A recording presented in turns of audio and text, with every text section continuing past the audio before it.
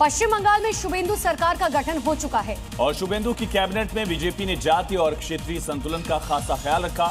शुभेंदु अधिकारी की टीम में उन 5 शहरों को जगह दी गई जो अपने इलाके में मजबूत पकड़ रखते हैं।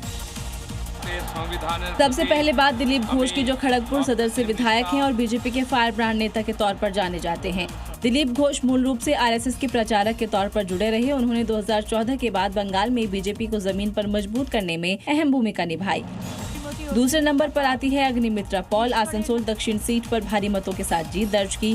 फैशन में नाम कमाने के बाद उन्होंने राजनीति में एंट्री करने का मन बनाया। साल 2019 में बीजेपी ज्वाइन की। बीजेपी की प्रदेश महिला अध्यक्ष भी रही।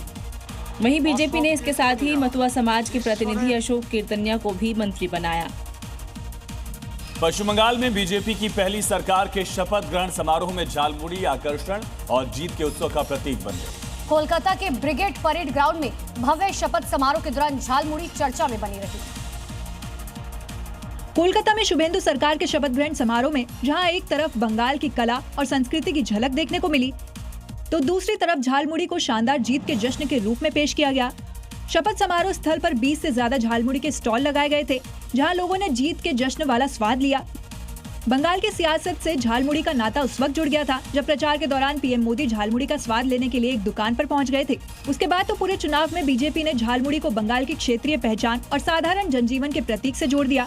अब सत्ता का स्वाद चखने वाले बीजेपी के कार्यकर्ता जमकर इस झालमुड़ी के चटकारे ले रहे हैं। पश्चिम बंगाल के मुर्शिदाबाद में पुलिस ने हथियारों के एक बड़े जखीरे का भंडाफोड़ किया। बहरामपुर के सैदाबाद गिरजापाड़ा में घर पर रेड की और साथ ही पुलिस ने भारी मात्रा में गोला बारूद बरामद किया। छापेमारी में 3 रिवॉल्वर, 140 राउंड जिंदा कारतूस मिले हैं। बताया जा रहा है कि ये घर टीएमसी के नेता के करीबी का है। फिलहाल मुख्य आरोपी पापाई घोष और असीम सरकार फरार है। इस मामले में पुलिस ने टुकू सरकार नाम की एक महिला को गिरफ्तार किया है। पुलिस अब इस नेटवर्क की तलाश में जुटी है। आखिर हथियारों की इतनी बड़ी खेप कब और कहां से सप्लाई होने वाली थी।